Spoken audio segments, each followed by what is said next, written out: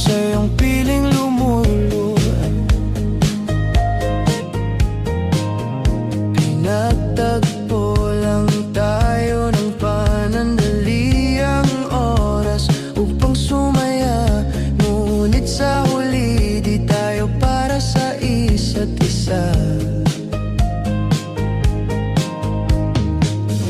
Kung di ka para sa'kin, madali lang maghahanap. Hindi bagay sa